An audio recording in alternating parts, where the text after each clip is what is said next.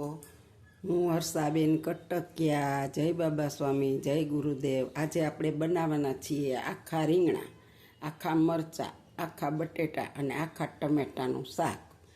એમાં આપણે આ ચેવડો પીલવાનો છે અને માંડવીના બી પીલવાના છે, એને આપણે પહેલાં પીલી લેશું। હવે આપણે રીંગણા ભરવાનો મસાલો બનાવીશું। એમાં આપણે આ ચવાણાને પીલીને ભૂકો કરી લીધો છે, માંડવીના બી છે અને આપણે એમાં થોડોક ચણાનો લોટ નાખીશું, 2 ચમચી જેટલો। હવે આપણે રૂટિંગ મસાલા નાખીશું,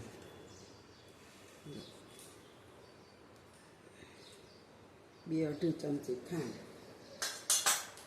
તમે તીખું ખાતા હોય એવું કરાય, અમારે તો થોડુંક તીખું જોઈએ। ધાણા જીરું પાવડર 2 ચમચી, હળદર પાવડર,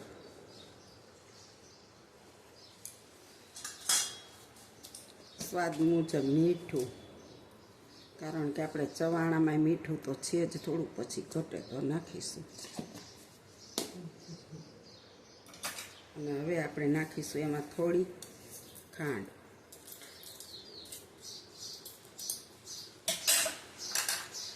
આદુ અને લસણની પેસ્ટ, આપણે જરીક રાખીશું વઘાર। અને આ છે લીંબુનો રસ 1 ચમચી। અને હવે આપણે એમાં નાખીશું ધાણા ભાજી। હવે આપણે નાખીશું આની અંદર તેલ, કારણ કે બાયણી આખી હતી થોડી। આપણે આ બધું મિક્સ કરી લેવાનું છે ચોળી। સૌથી પહેલાં આપણે ટમેટાં ભરવાના। જો આને મેં ઊભો કાપો લગાડ્યો છે, કારણ કે ટમેટાં આપણે સૌથી ઉપર મૂકવાના હોય છે, એટલે પહેલાં આને ભરી લઈએ એટલે આ નીચે આવી જાય।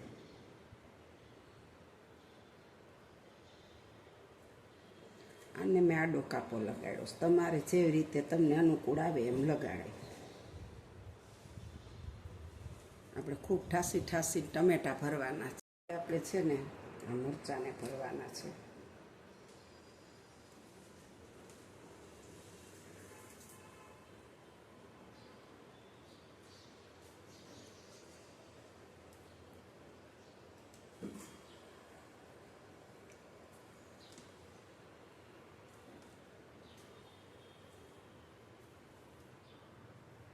હવે આપણે છે ને બટેટા ભરીશું।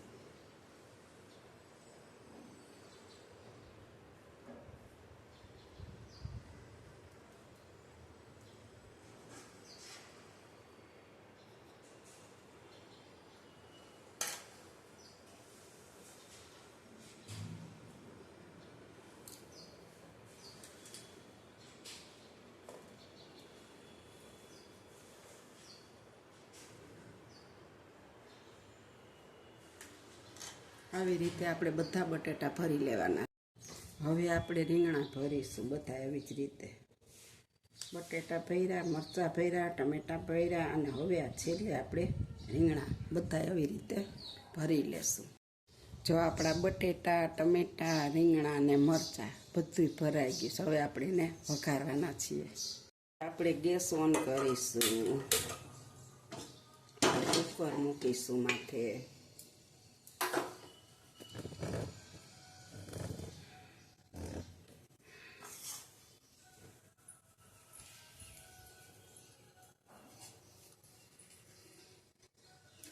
હવે આપણે આમાં વઘાર માટે તેલ મૂકીશું।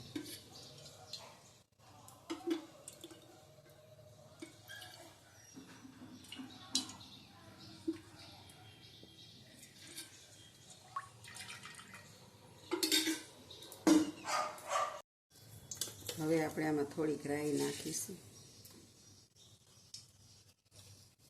થોડુંક જીરું નાખીશું,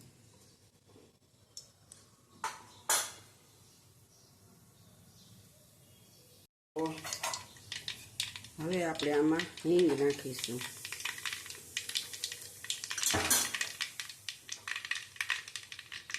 આપણે થોડીક એવી પેસ્ટ રાખી હતી આદુ લસણ એ વઘારમાં નાખીશું.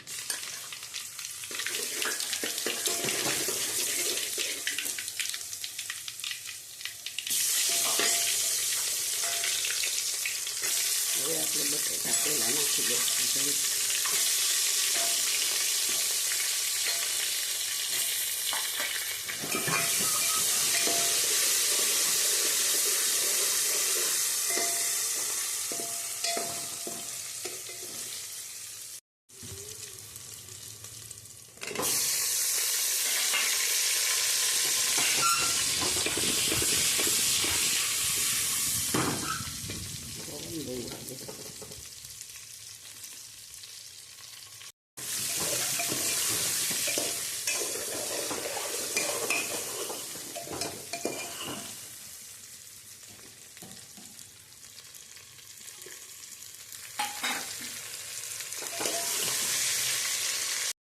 આપણી પાસે તેલમાં મસ્ત ચડી ગયું છે.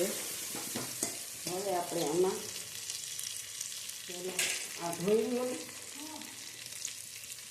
હવે આપણે આ ટમેટા ભર્યા ને એનો રસો કાઢ્યો બધો. જો આપણું શાક છે ને ટમેટાનો રસો નાખ્યો મસાલો થઈ ગયું. હવે આપણે આમાં પાણી નાખીશું.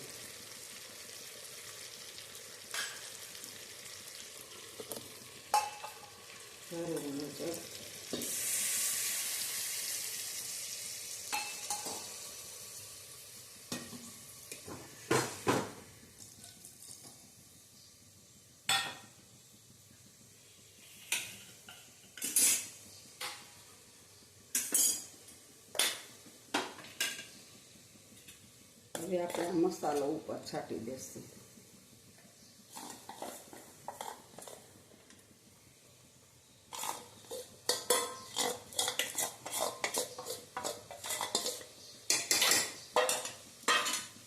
હવે આપણે આની ઉપર ટમેટા મૂકી દેવાના.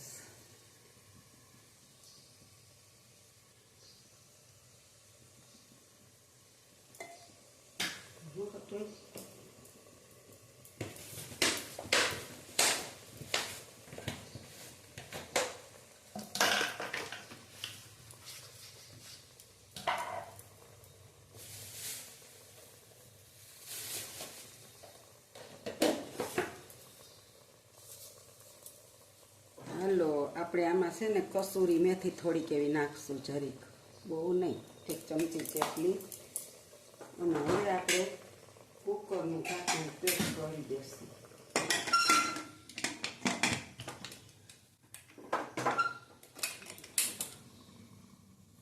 આપણું કુકર થઈ ગયું છે 4 સીટી કરી. અને હવે આપણે ગેસને બંધ કરી દેવાના. અને હવે આપણે આને આમને રહેવા દેવાનું ઘડીક વાર હીચે એટલું. હાલો હવે આપણે કુકરને ખોલીશું. આપણું શાક મસ્ત થઈ ગયું, બધું તેલ ઉપર આવી ગયું. હાલો જો આપણું શાક મસ્ત બની ગયું, બધું તેલ ઉપર આવી ગયું છે અને સરસ મજાનું શાક થઈ ગયું છે. અને મારી આ શાકની રેસીપી તમને ગમે તો ઘરે બનાવજો, લાઈક કરજો, શેર કરજો અને આવજો. જય બાબા સ્વામી. કોથમીર છાંટી દેશું માથે અને આપણું શાક તૈયાર થઈ ગયું છે. તેલ બધું જો અંદર ઉપર આવી ગયું છે અને નકરા તેલમાં કોરું મોરું શાક બનાવ્યું મસ્ત. હાલો જમવા બધાય.